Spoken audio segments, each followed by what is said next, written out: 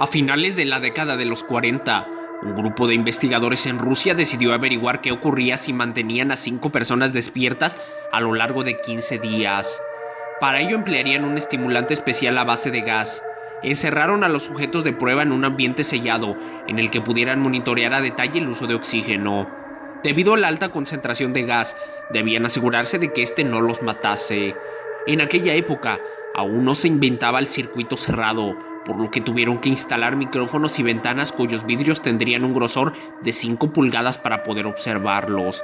La habitación estaba repleta de libros, tenía agua corriente, baño y comida suficiente para que los 5 sobrevivieran por un mes. Además, pusieron cobijas para dormir, pero no había ninguna cama. Los hombres empleados en el experimento eran prisioneros políticos y de guerra, considerados como enemigos del Estado durante la Segunda Guerra Mundial.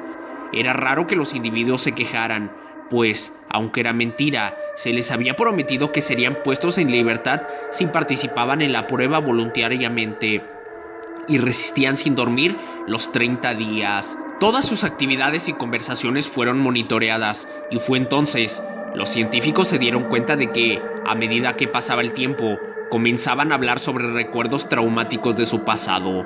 Luego de 5 días todo cambió. Los prisioneros comenzaron a quejarse de los eventos y situaciones que los habían llevado hasta ahí, y también a mostrar síntomas preocupantes de paranoia severa. Ya no hablaban entre ellos, y en cambio murmuraban frente a los micrófonos. Extrañamente, era como si todos pensaran que podían ganarse la confianza de sus captores si traicionaban a sus compañeros. Al principio se supuso que esto era un efecto colateral del gas. A los 9 días el primer prisionero comenzó a gritar. Corría por toda la habitación y no dejó de gritar por 3 horas consecutivas. Después, intentó seguir haciéndolo, pero ya solo era capaz de emitir un sonido de vez en cuando. Los científicos llegaron a la conclusión de que había desgarrado sus cuerdas vocales, pero la más sorprendente fue la reacción de sus compañeros, o más bien, la falta de reacción. Seguían murmurando los micrófonos hasta que el segundo de los prisioneros se puso a gritar también. 2 de los hombres que no gritaban tomaron los libros para defecar en las páginas y, de la forma más tranquila y casual, los colocaron encima de las ventanas. Los gritos pararon de pronto, igual que los murmullos en los micrófonos. 3 días más pasaron. Los científicos revisaban frecuentemente los micrófonos para comprobar que funcionaban, ya que consideraban imposible no escuchar ningún sonido estando 5 personas dentro. Los niveles de oxígeno indicaban que todos continuaban con vida. De hecho, el nivel de oxígeno era el necesario para 5 individuos que realizaran un ejercicio físico intenso. Durante la mañana del día 14, los investigadores hicieron algo que no estaba permitido para llamar la atención de los hombres. Usaron el intercomunicador, esperando provocar alguna respuesta en ellos. Temían que hubieran muerto o que se encontraran en estado vegetal. «Vamos a abrir la habitación para probar los micrófonos», anunciaron. «Aléjense de las puertas y recuéstense en el piso con las manos tras la espalda, o les dispararemos. Si obedecen, uno de ustedes será puesto en libertad».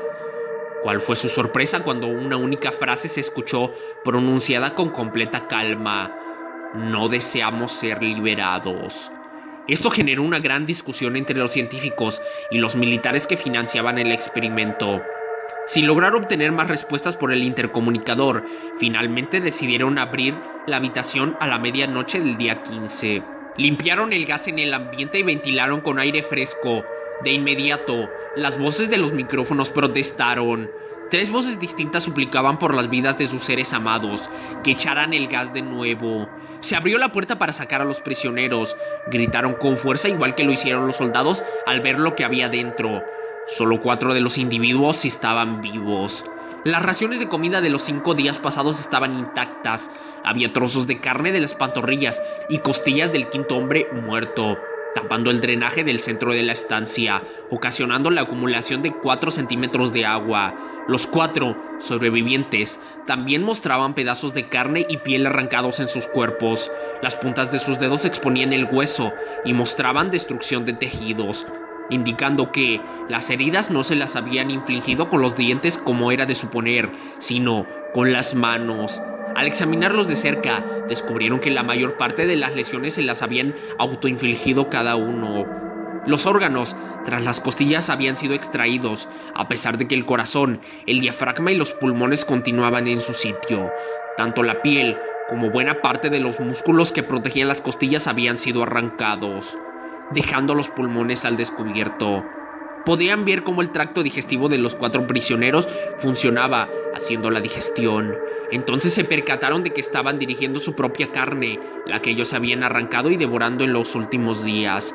Por lo general, las instalaciones eran asistidas por militares de las fuerzas especiales rusas, pero con todo y eso, varios de ellos se negaron a volver a la habitación para sacar a los prisioneros, y ellos, a pesar de todo, gritaban e insistían que se los dejara dentro, rogando y exigiendo a la vez que se encendiera el gas para no quedarse dormidos.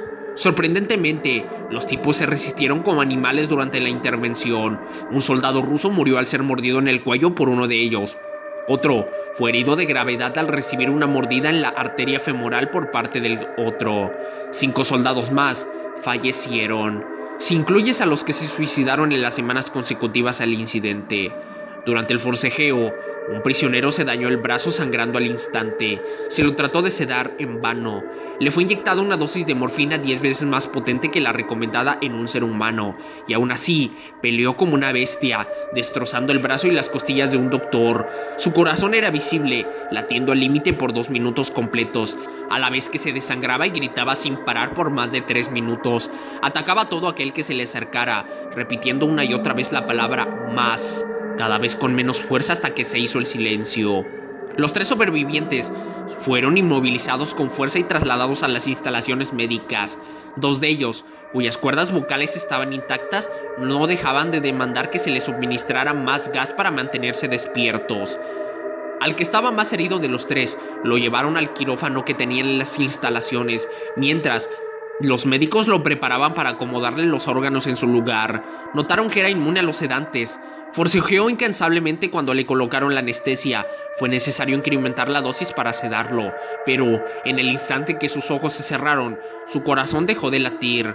En la autopsia descubrieron que su sangre contenía el triple de la cantidad normal de oxígeno.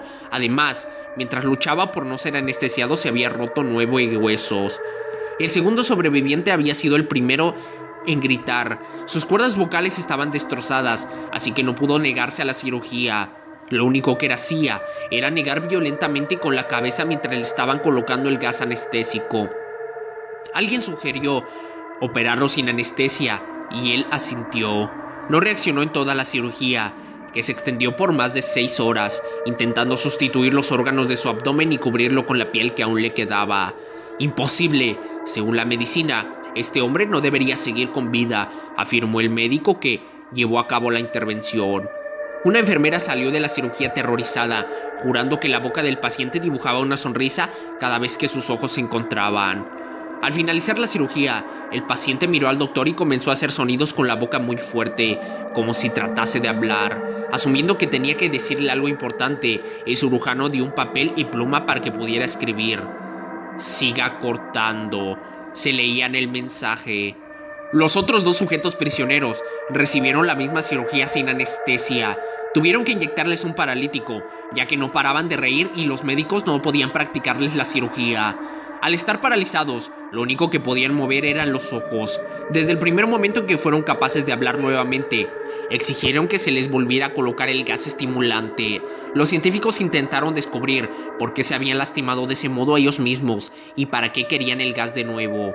Lo único que respondieron fue: «Tengo que permanecer despierto».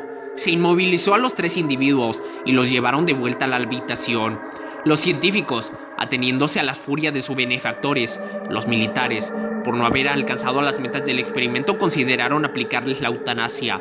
Pero el comandante a cargo, un exmiembro de la KGB, seguía viendo potencial en el proyecto y dio la orden de investigar qué sucedería si se les ponía el gas de nuevo. Al inicio los investigadores se negaron, pero finalmente se vieron obligados a obedecer. Los prisioneros fueron conectados a unos monitores cuando estaban preparándolos para ser encerrados en la habitación de nuevo.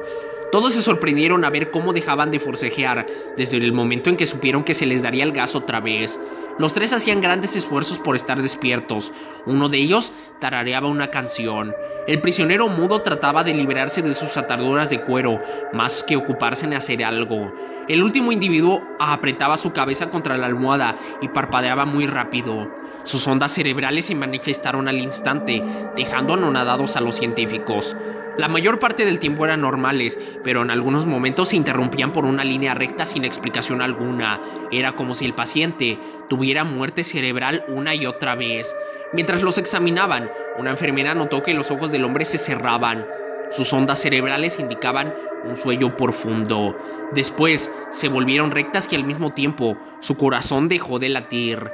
El único prisionero restante que podía hablar empezó a gritar para que lo encerraran. En sus ondas cerebrales se observaban las mismas líneas rectas del sujeto que acababa de fallecer por haberse dormido. El comandante ordenó sellar la habitación con los 2 prisioneros en el interior y 3 de los científicos. Uno de estos últimos tomó un arma y le disparó al comandante entre los ojos, asesinándolo al instante. Luego disparó al prisionero mudo, matándolo también. A continuación, apuntó al prisionero que quedaba con vida. En tanto, sus colegas escapaban alterados. «No van a encerrarme con estas cosas», gritaba el científico al tiempo que le preguntaba al prisionero: «¿Qué eres? Necesito saberlo». El hombre esbozó una sonrisa.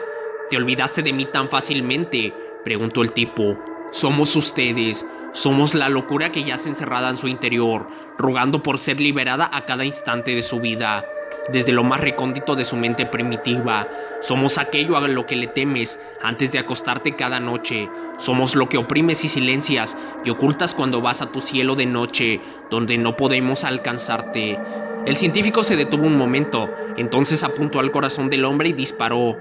En los monitores apareció una línea recta. Lo último que pudo murmurar el sujeto débilmente fue: «Casi era libre».